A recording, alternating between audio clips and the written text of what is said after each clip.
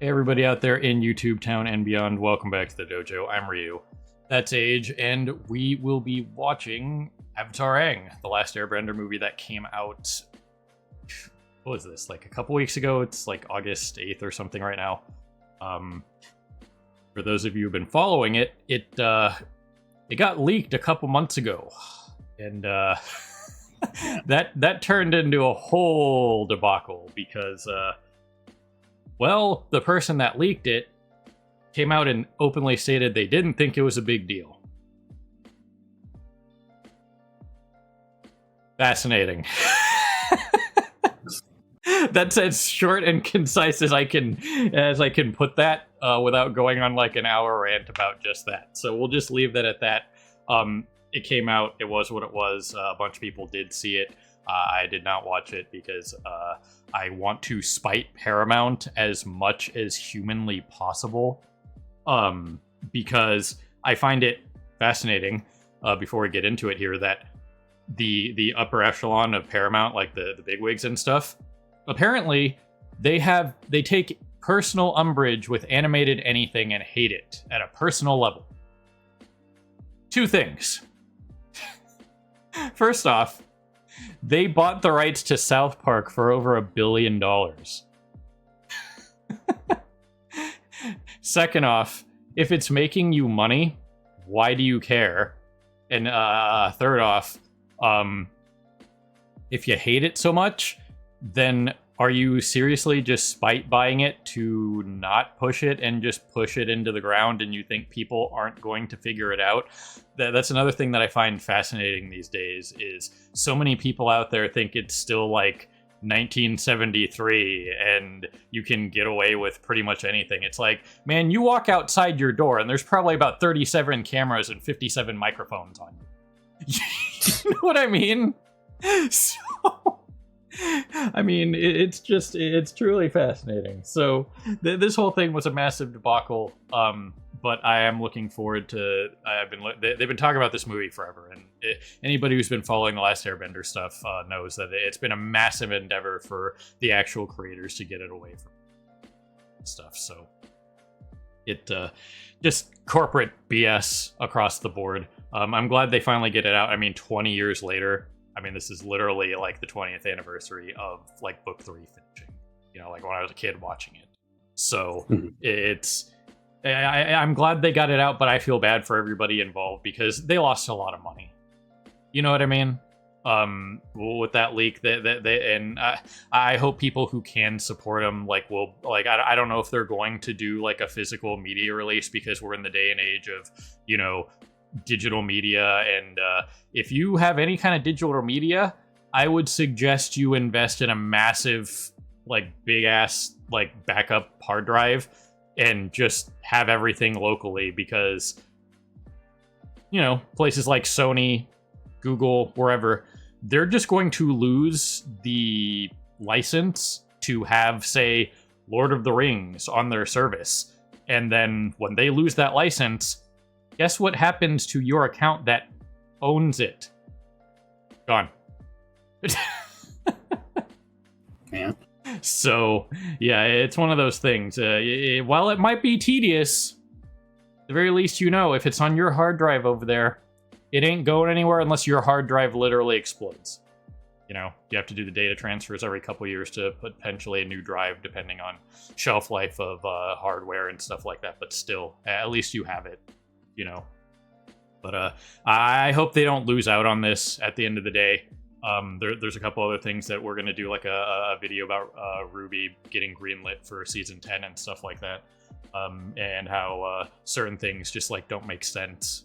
But for them, I hope they make enough money, however they're doing this legally. You know what I mean? Through Paramount Plus and all the other places, wherever the heck this is at. So hopefully they break even and don't like lose their jobs or lose their livelihoods over, you know, another stupid leak, which at the end of the day, and we've talked about this before, leaking of anything should be a criminal offense. You know what I mean? Because it literally screws, like, not that I feel bad for multi-billion-dollar companies, but not every company is a multi-billion-dollar company, i.e., like what Rooster Teeth used to be. You know what I mean? They're a multi-million-dollar company, sure, but it's not like Rooster Teeth was like raking in the cash and all their people were rolling around in, you know, millions and millions and millions of dollars. You know what I mean? It's not like Jeff Ramsey is living a freaking mansion right now. You know what I mean? He's renting a house in Austin right now. So it's just, I hope these people that put so much time and effort and their dedication and love into this, that they at least, you know, get something out of it monetarily, because they deserve it. And hopefully the fans that can support them somehow. So yeah, that's where we're at with this. We did watch season 2 of the live action, and let me tell you guys, oh man, that was a watch. At this point, we are going to do season 3 when it comes out on the channel, because we all know it's going to happen. Netflix got the rights to all 3 of the books. There's no way, especially with how big season 1 flopped and they still did a season 2. Y'all know they're just going to do season 3 and just get as much nostalgia bullshit money out of it that they can. You know what I mean? So we'll do it when it shows up on the and we'll do it for a reaction series, and that's going to be a fun hate watch. But this should not be a hate watch. I expect this to be very good. I've stayed away from spoilers and stuff like that. The only thing I know about this is the gang is adults now. They're like in their 30s or something. That's all I know. I know nothing else about what happens, anything. So I've managed to stay spoiler free, and yeah. So that's where we're at. I know a little bit of it. Like, we've talked about it a little bit off camera of that. There are a few random things I know about it, but for the most part, I don't know a lot. Yep. So we're going to push some buttons and get going on watching this. If you guys are new to the channel, check out the intro video. I'm going to do an abridged version of that here shortly, just so that it's more concise and to the point. We do kind of like talk about ourselves for about an hour and what we do. But we'll be doing a timer reaction over on Patreon. The link will be down there in the description of the YouTube video. Completely free. Just click the link and then you can watch alongside of us if you would like to do that, if you know what a timer reaction is. And then after that, we'll be doing a traditional review of just this, talking about it for a little bit back on YouTube. But yeah, it should be interesting.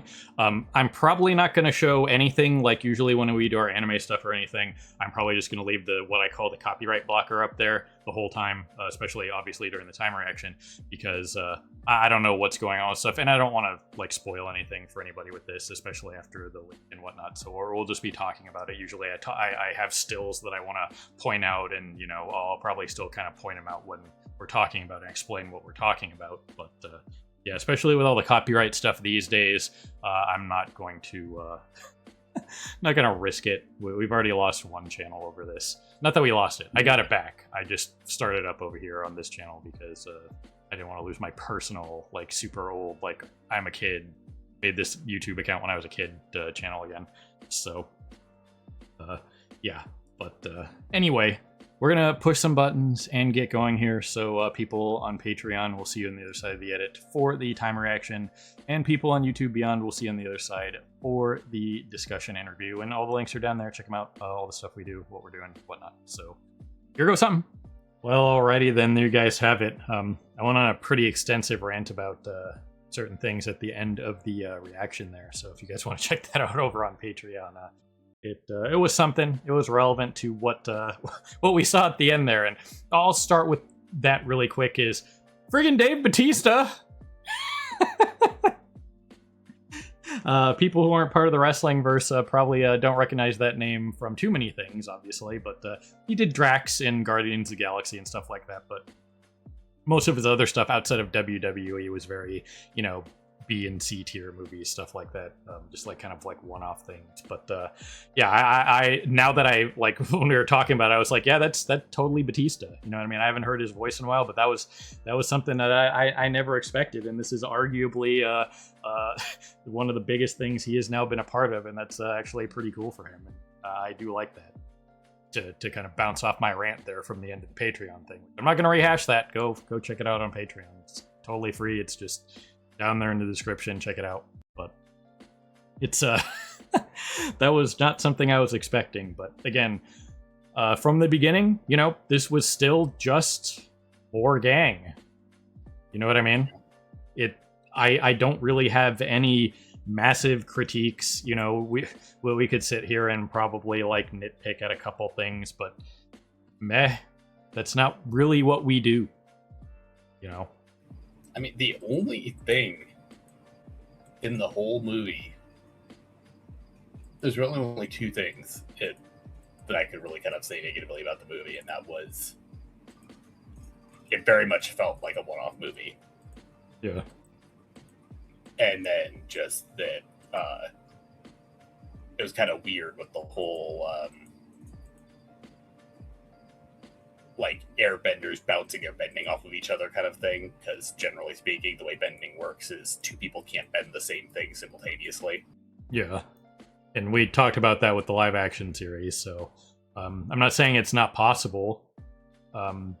We didn't really get a huge amount of thousands of years ago. It was different. You know what I mean? Maybe they were able to figure out a way to do what they were doing, and that's what they're capable of doing, and that is what it is. You know what I mean? It's just different from what we've been told previously. You know what I mean? Yeah, I mean, we know like sub skills of bending have like come and gone over the years. Like I brought it up during the movie Flight. At one point the air nomads were capable of flight, and then just kind of inexplicably it became a lost art. Yeah, like 1,000 years prior to the main story. Right. And it was nice to get all that like extra bit of lore and stuff like that, to see kind of like that kind of like halfway point in the Avatar cycle, which Sonem was. You know what I mean? 5,000 years, that kind of thing. So it's kind of like that halfway point between Aang in the beginning with the light spirit and whatnot. But across the board, it was solid. The animation, the art style, all of it, it was there. Everything that needed to be. I got to make a sun shaft and chromatic aberration joke, which for movies like that, like this and stuff like that, it makes perfect sense because it amplifies a sequence. Because you're looking at it. It's something you're looking for. In the gaming sphere, when you're doing anything as a player character, you're not really looking at the sun shafts and stuff like that. Unless you're like filming backgrounds, Jeff Ramsey style. You know what I mean? Those kind of things do enhance a visual experience, but not when you're focused on something else like gameplay. Do you know what I mean? I don't care how cool the background looks when I'm trying to play my character and whatever it is that's going on. You know what I mean? At most, you can like appreciate that kind of thing in like a turn-based game, but not like a fighting game, an action game, a first-person shooter, anything like that. Especially in competitive things. How many people turn off grass and foliage and all that other crap for a competitive advantage? You know what I mean? So in movies like this, it's fantastic because you can appreciate it more because that's what you're looking at, So that's totally fine. They definitely ramped up their animation quality and stuff like that. Obviously, it's been 20 years, so there's been, a massive leap in technology and stuff like that, what can be done with stuff like that. They did a great job, you know what I mean? Stuff like that. So I do hope that they, like I said during the intro, that they do at least break even on this somehow. You know what I mean? Because it would be a shame for this studio to completely just like collapse over this, because I know they have that next Avatar series that comes after Korra that's coming with like the twin avatars. We still, the Seven Heavens, we still actually know if it's twin avatars. We know that the avatar in that has a twin. We just don't know if it's a thing of like they're both technically avatars or just one of them is or whatnot. Right. So we do know that's being worked on and stuff like that, and this movie was supposed to like help with that kind of thing. And because studios like this that actually are passionate about their work and finally wrested control away from Nickelodeon and stuff like that, and they had to use Paramount for this, and then some random Paramount person they leaked it to some buddy of theirs, and that was it. You know what I mean? But hopefully it doesn't do irreparable damage to this studio. But you know, if you can support them, I highly recommend it. You know, like I said, if there's like a physical copy of this that I can pick up at some point, I totally will. You know, not to like play it on a physical thing, but just to own it. You know, just to have that piece of history. You know, like, you know, I can pick this up and say, hey, this is my cell phone from the, you know, 20 years from now. I can be like, hey, kids, check it out. This is what a cell phone was in, you know, the mid 2020s. You know, that kind of thing. Freaking Samsung isn't going to come and repossess my phone because they're not making it anymore. You know what I mean? I still have this right here. You guys want to see from one of my phones from when I was a kid? You guys remember these Motorola flip phones? This is what I lived through. This is what I had when I was a kid. I got to use it as a prop when I was playing Persona 4 because they used freaking flip phones.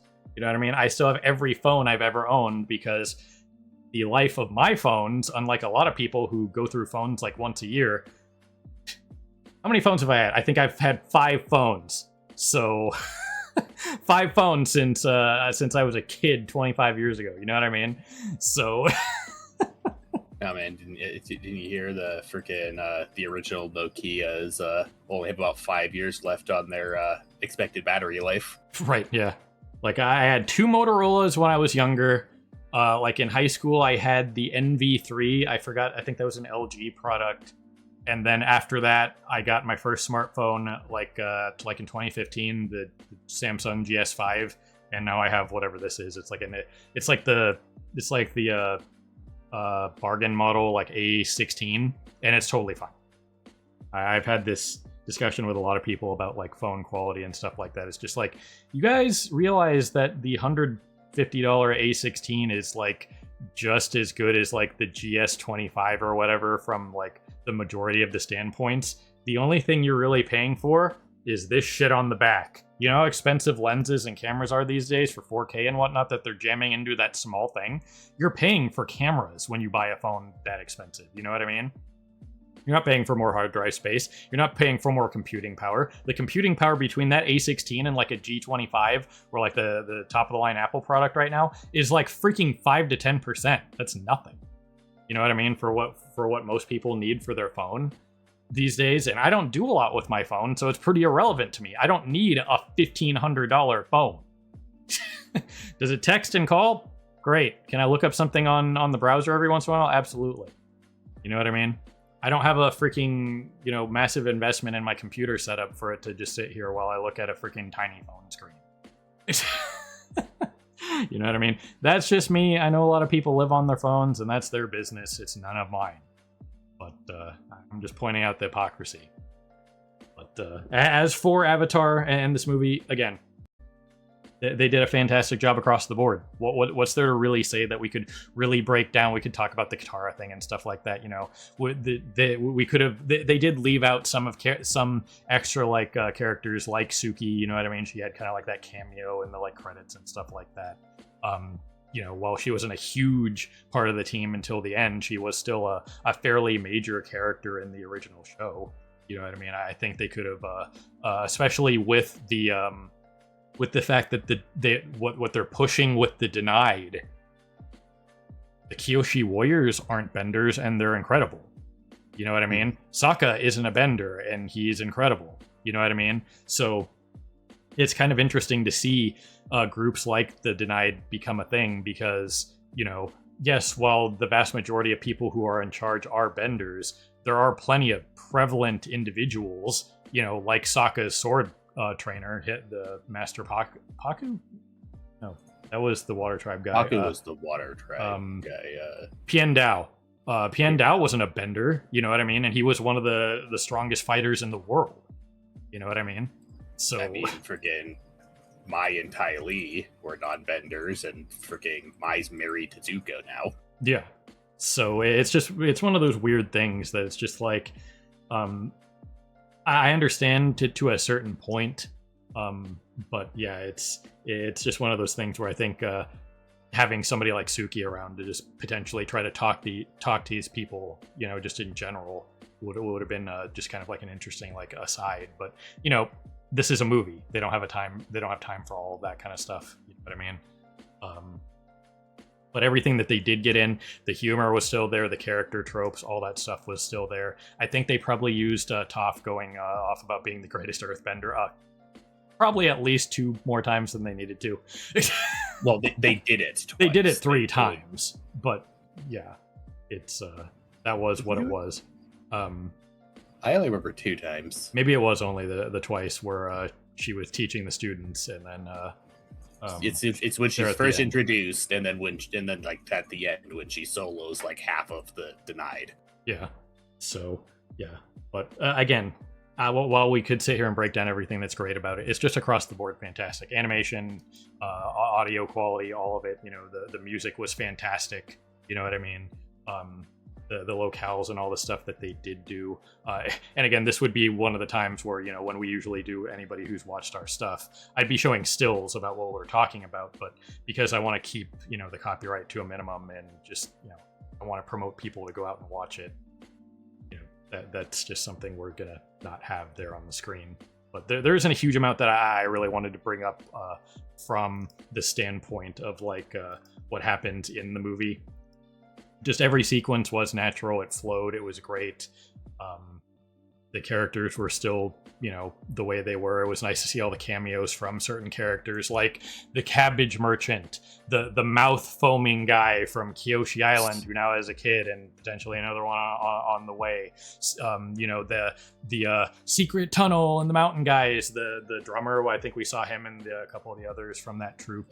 We saw like the main singer at the very beginning. Yeah, he was there. City. Yeah. So it was nice to see all those cameo appearances from those kind of characters, which to that end, when you think about it, we didn't get a cameo from Iroh or, you know, like Mei Tai Li, that kind of stuff. So that was kind of weird a little bit. Not even in like the little like vignette things there at the end. You know, it was just Suki. But yeah, I was going to bring up that we did randomly see the Kyoshi warriors in Republic City. And I think Tai Li was one of the ones there. Yes, that's the whole thing with Tai Li is after the end of the series, she goes and joins the Kyoshi Warriors. Yeah. So that was definitely a thing. Again, the comedy was there. You know, something that this show did very well. You know, Sokka was still doing his thing. Aang was still the fun-loving, crazy kid Aang that he was. You know, when he was 12. You know what I mean? Now that he's like in his like late 20s, early 30s, he's still Aang. You know what I mean? He's more serious as an adult, but he still has that same personality. Yeah, I mean, we saw it there at the end with the disciples and, you know, him doing his thing. You know what I mean? Sokka's still Sokka, Katara's still Katara, Zuko's still Zuko, that kind of stuff. They're just older and, you know, while they're more serious and stuff like that, they still have their quirks and stuff like that. So that was cool. As for the storyline for what it was, I mean, like I said, it was cool that they kind of like bridged that gap from like that kind of like middle era of the avatars up until this point and whatnot. You know, it kind of followed that classic cycle of a story of like a character like Taga. You know, he was sealed for a reason. You know what I mean? That kind of thing. And it's always these kind of stories. You know, you can kind of like Age mentioned it while we were, you know. He called it while we were watching it. Like, it was like, yeah, I could see that. You know what I mean? There are plenty of times where there are characters that are in stasis or found after years or whatever, and they just play the card until they find what they're looking for. In the case of Taga, he was looking for the staff. You know what I mean? And there's nothing wrong with that kind of story. This flowed great. It made sense for this world and whatnot. It just kind of also shows how unexplored and how the Avatar world is not like oversaturated with cities.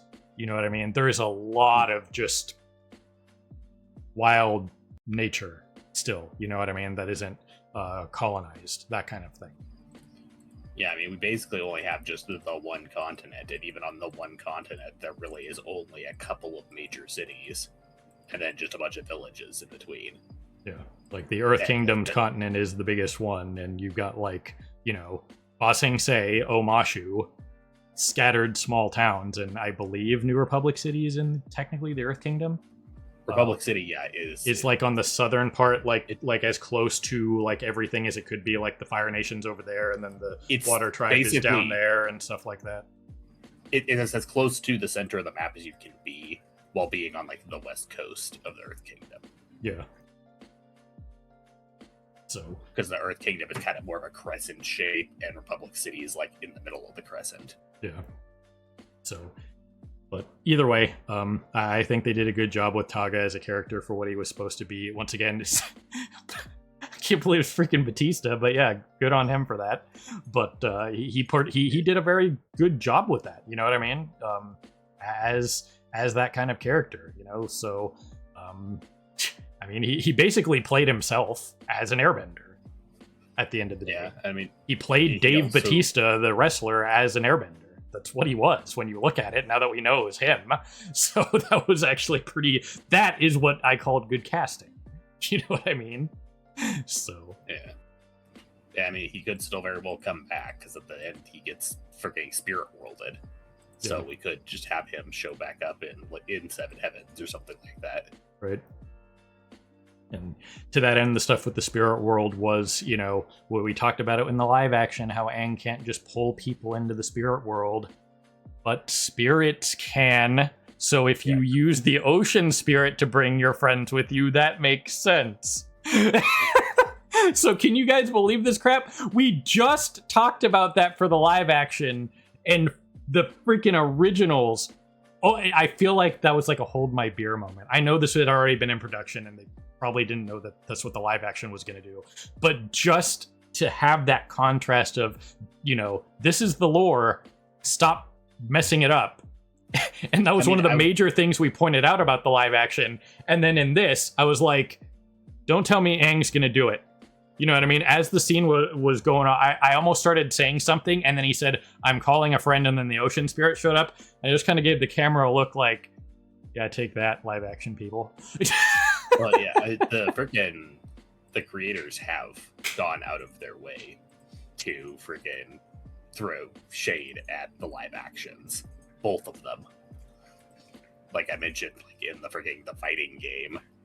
Yeah, on multiple occasions, freaking make fun of Aang. Yeah, Aang. Yeah. So, but either way, across the board, this is exactly, I think, what the fan base wanted and, you know, was looking for. You know what I mean? Well, I know there are a lot of people out there that want more of like adult Aang and stuff like that. At some point, I do want to find that like book that was written where they go find like Zuko's mother. That kind of thing. I'd like to know that part of the story, personally. I mean, that's like Aang's involved in that, but that's mostly a Zuko Azula thing. Yeah. So that's kind of something that I kind of wanted to see myself. But from just like an animated standpoint, I think this is pretty much what everybody wanted. You know, some people might complain about it or they didn't like certain parts of it. That is always going to be kind of people. But from an objective standpoint, the team did exactly what they needed to do to continue the story and add a little bit more to Aang's legend. And, you know, they did that from the feats that he pulled off here in the Avatar state to, you know, learning from Taga and stuff like that, and him founding the new Air Nomads and stuff like that. That was all great, you know. And we got that extra little bridge gap for the Air Nomad temple that was outside of New Republic City.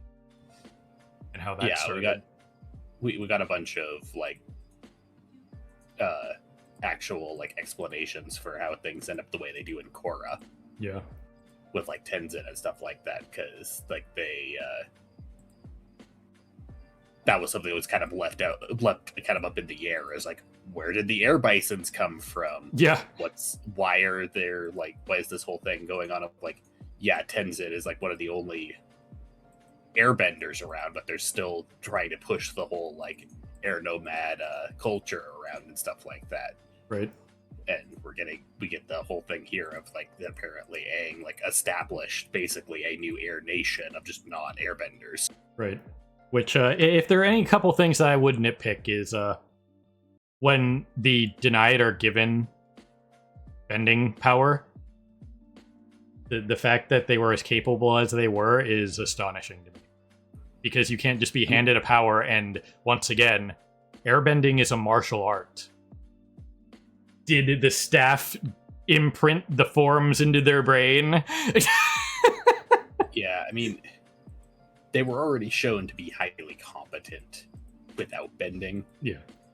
And they were just using the bending to like augment what their existing fighting styles was, but it still, definitely came off as a bit too competent in the airbending side of things. Yeah, and that's the minor nitpick. Is it a big deal? No, but we've talked about how bending is a martial art, and at the end of the day, it's not something that you can just be handed and just pick it up. You know what I mean? And that is what it is. You know what I mean? I don't want to drag the live action stuff back into this, but yeah, the only other real thing to really mention outside of all the like cool stuff that they did with the action sequences and stuff like that was we saw a lot of people complaining about Katara running out of water, and it's just like, did you guys see where she was? Did you see the situation she was in?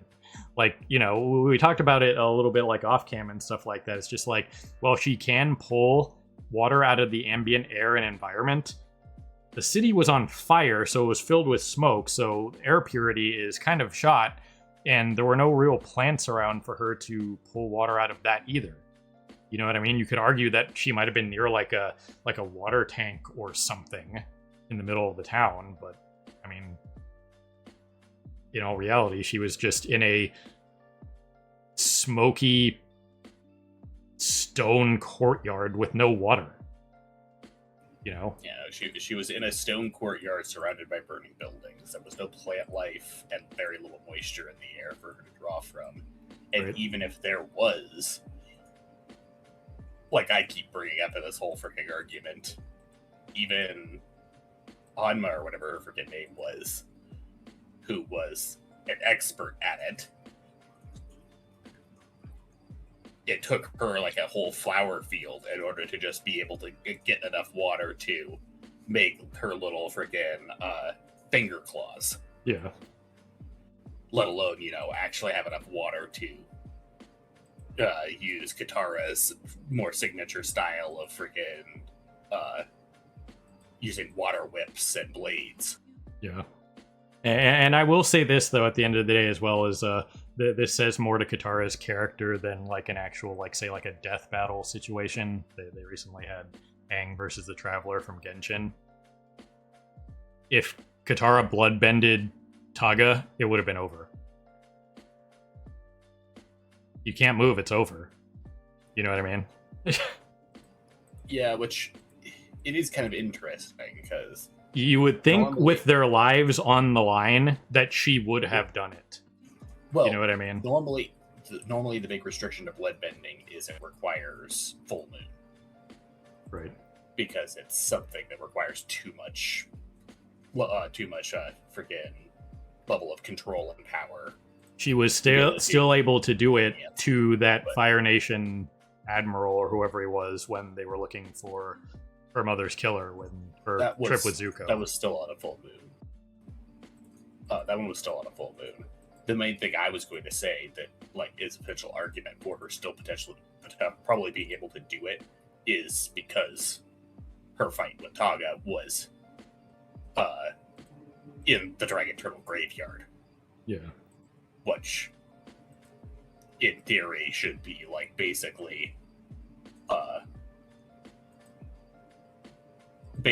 place that would put all bending into its like peak state because all bending comes from Dragon Turtles. Right. Which is why her healing got amped up to the fact where she basically onked herself shaman from WoW style and resurrected everybody. Because for all intents and purposes, Taga basically hit them with a concentrated blast of air that was very similar to lightning bending. Yeah, he shot them with an air bullet that stopped their heart. Yeah. But the problem was he, while fighting them, didn't realize he shot Katara right into the water. Yeah. So, kind of a problem. But, yeah. Either way, the like I said, it would have been cool if there were a couple more, like, random cameo appearances from, obviously Iroh was one of the big missing characters for that kind of thing. Even as, like, a cameo, you know what I mean? Just, like, him at his tea house or something. You know what I mean? But you can't get everybody in there. I understand that they want to like show off the new characters and what they're doing for this storyline and whatnot. But I don't know if Iroh is still alive at this stage of the story. I know he's still alive for the whole Zuko and Azula going on the quest to find their mom thing, but that's not that far after the end of the original series. That's around the same time that freaking Toph goes and has her duel with Boomy, which I believe is when she's like 19, which she's like 12 when the actual main series takes place. yeah. So yeah, I don't know, but either way, again, this was still fantastic across the board, you know. So I think it was a very good gap bridger for between Aang and Korra, you know what I mean, and then just kind of build more hype for that new series, and hopefully they're able to do what they need to do for that series, and that they don't get screwed over for that series, you know what I mean? Because if they want to keep making it, I'm sure people will still keep watching it, because it's, once again, I've had this discussion with people before too, is like, your age is irrelevant to your interests. You know what I mean? If these people want to keep making the Last Airbender stuff or the Avatarverse stuff until they're like for the next 30, 40 years and people still watch it, yeah, great. You know, it's you know, entertainment is for everybody, regardless of age. So yeah, from what I've heard for Seven Heavens, people are like skeptically optimistic for it. Like, from what I've heard, most people say that they are really interested in it and they do want it to be good, but a lot of people are still very jaded from Korra. yeah, And the fact that it's going to be a direct continuation of Korra and not like a prequel series like most people thought the next series was going to be. yeah, Has a lot of people questioning things. Like, a lot of people expected Korra to actually be decanonized once they broke away from Nickelodeon, because of how much Nickelodeon forced them to screw up Korra. Because, once again, Korra was only meant to be one season. All the rest of the seasons were Nickelodeon pulling rank on them and forcing them to continue it. yeah, And forcing them to inject ideals and stuff like that into it. yeah, because that always turns out so well for anybody. Not gonna get into that. That's a whole other thing. But yeah, either way, I enjoyed this. It was great. Hopefully I can at least help with some kind of memorabilia purchase or something, because this is one of my favorite series of all time, and I think it did it justice, you know what I mean, for what it was. You know, it's a made for TV movie. I think it definitely deserved a theatrical release, you know what I mean, not just into theaters, whatever happened. Especially with my new headset, which isn't like over the top of the line, you know what I mean, but it's like a newer Sennheiser, you know, like a average model that's more tuned toward like an audiophile stuff that I got like on a sale for like $200. And it is absolutely fantastic. So a theater experience of this would have been so cool. You know what I mean? That's what I was gonna say. Like, they definitely did the sound design of this expecting it to be in theaters. Absolutely. So yeah, they basically went full ufotable on it. You know what I mean? You know what they do with Demon Slayer. So that was on par with that. So I'm excited to see Infinity Castle. That's gonna be the next movie we do here. But still, it's just, you know, I know a lot of people are upset for various reasons about certain things, but this, from an objective standpoint, was an incredibly well done product, and it's just a bummer that leakers and scalpers and all those kinds of things just, you know, ruin it for not only the viewers but for the creators. You know, too many things are data mined, and since we were talking about Batista, since it's wrestling adjacent, and I will. You know, since I'm in wrestling, and this is a little aside, even if for anybody who's not in to WWE or AEW or anything like that, a lot of people criticize Triple H, Paul Levesque, the chief content officer of WWE now, as like the top of the creative sphere, like the guy who's like in charge of the storylines and stuff like that. Well, he has made questionable decisions. I'm not questioning some of the decisions in his and some of the storylines that he's pushed.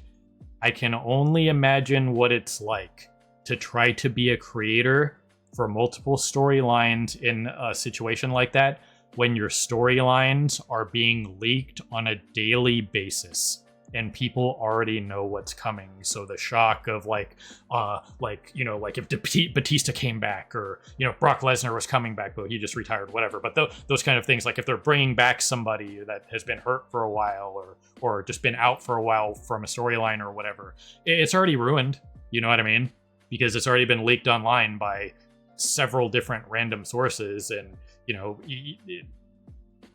it's correct. You know what I mean? So I can't fathom what it's like to be a creator, and before you can actually get your product onto broadcast or in front of the fans, that it's just been leaked online. And of course, once again, you're connected all the time. Most people are just it's gonna get pinged in their feed. Oh, what's her name's coming back? She's gonna appear at she's gonna be at this pay-per-view, and it's pretty obvious what storyline they're gonna inject this person into, that kind of thing. You know what I mean? So, like writing anything that's supposed to have like that shock factor of like a character turning into a bad guy. You know what I mean? Or turning into a good guy, or helping that person, or betraying that person.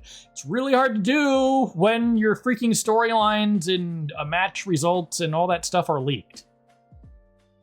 Yeah, like in the case of this movie, I knew about the whole freaking Katara running out of water thing weeks before the movie had actually came out, because everyone was freaking arguing about it.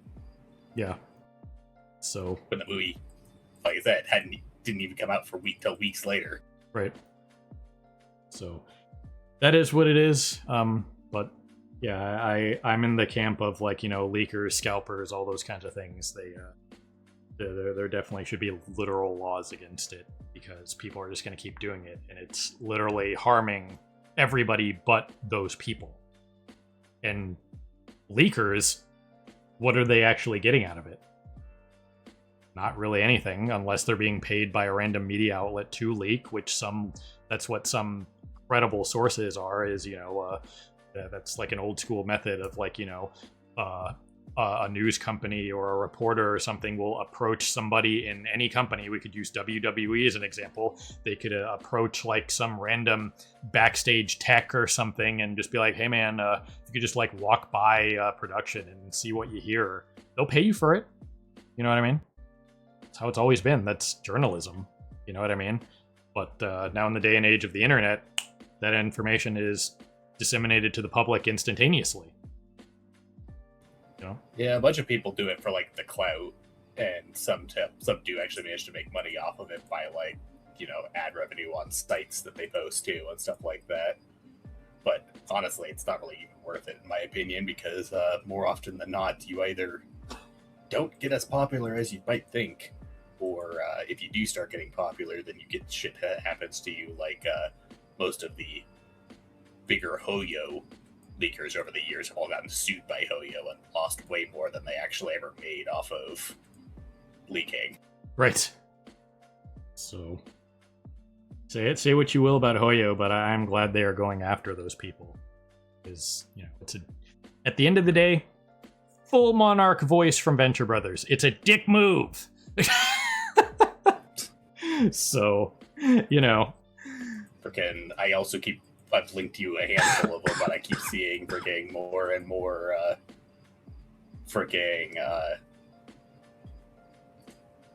Target's like the big store that's been doing it, but just a lot of just like card stores and stuff like that in general have been going out of their way to like slash packaging or lie to people that they suspect are scalpers about not having inventory, and just in general just trying to screw the freaking scalpers as much as they possibly can get away with. Yeah. Because they're fed up with it too. Yeah, absolutely.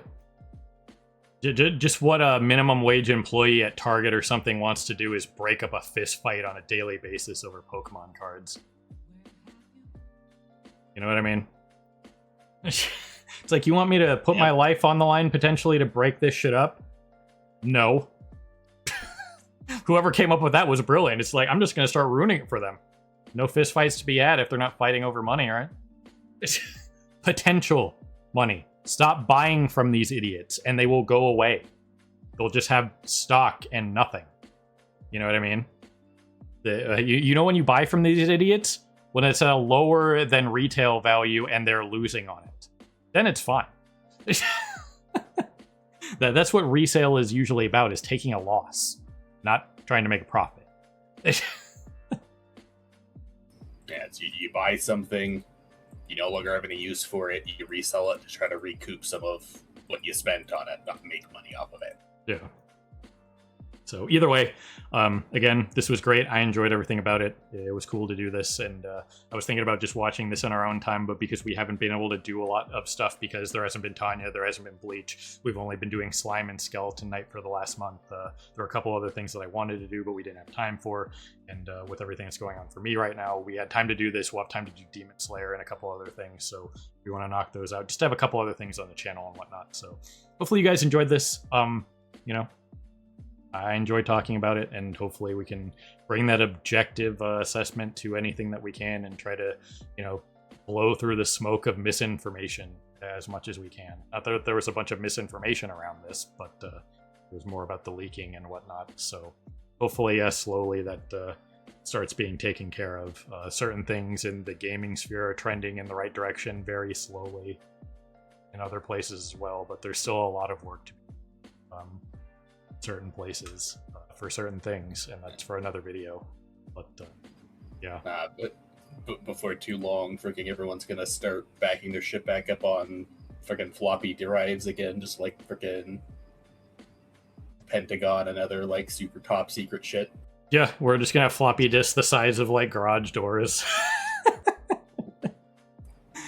You can't leak a floppy disk. Yeah. So, anyway, that's all I got for this one. It was great. It was cool that freaking Batista was in it. That's cool. Again, like I mentioned in the rant at the end of the Patreon, I'm glad it wasn't just a cast saturated with, you know, A-list Hollywood celebrities. You know what I mean? Once again, that rant is at the end of the Patreon video if you want to see it. I think I did a pretty good rant. I enjoyed that one. It's there. Check it out. Down there in the description, all the stuff we're doing. So, you got anything else you wanted to say for this one, Age?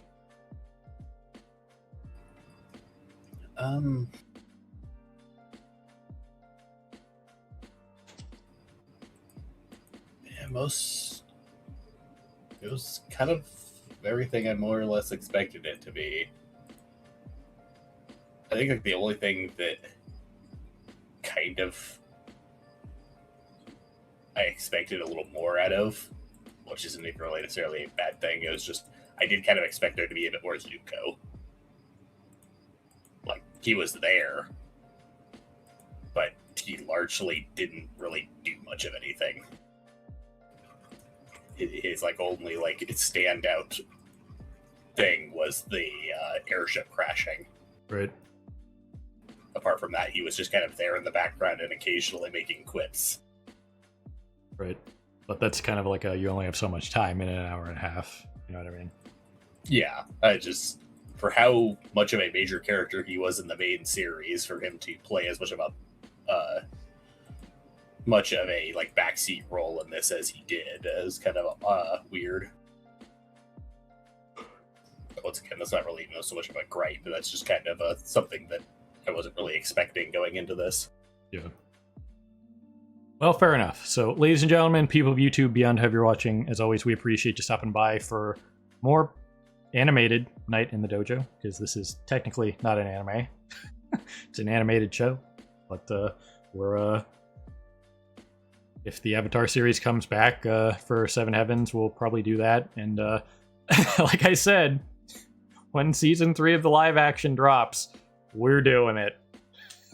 Yeah, I haven't heard anything about it, but I know there was, but I know there was some talk about them potentially doing movies or miniseries for some of the book content, like the Zuka and Azula chasing down their mother, or the whole like there was a a Korra after story as well that focused a lot on like Korra and Asami's relationship and dealing with a bunch of the like spirit world aftermath of the main Korra series. Right. That kind of leads up into the whole Seven Heaven situation of the shipping and like post-apocalyptia. Yeah. So yeah, if they do any of that, we'll do it because it's something we really enjoy and we like to talk about it. So again, people on YouTube, beyond, however you're watching, as always, we appreciate everybody stopping by and spending some time with us to talk Avatar: The Last Airbender. So again, probably the thing that's going to show up first is season 3 of the live action. So I can't wait for that for a completely different reason. Go check out our live action review to know what I'm talking about for that one. I have a whole new game. I can't wait to play with that. So anyway, everybody have a good morning, evening, afternoon, whatever it is for you. Have a good one. See you next time. Hello again, everyone. Victoria here. Don't forget about those like and subscribe buttons. Your support is always appreciated. Thanks again for your time, and we look forward to seeing you again in the future.